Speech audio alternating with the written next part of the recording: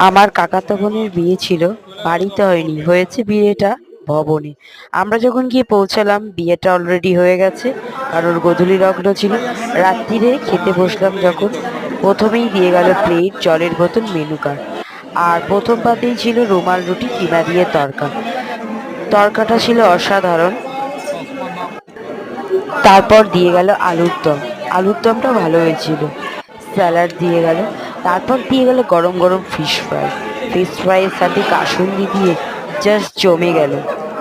তারপর দিল মহারানী রাইস, আর দিল তার সাথে হান্ডি চিকেন। দুর্দান্ত লাগছিল গরম গরম মহারানী রাইসের সাথে গরম গরম হান্ডি। তারপর দিয়ে গেল চাটনি, পাঁপড়, আর শেষ পাতে ছিল ফ্রুট কালাকার, তার সাথে ছিল পেক রসগোল্লা, আর লাস্টে আইসক্রিম দিয়ে আমাদের বিয়েবাড়ির মেনু শেষ।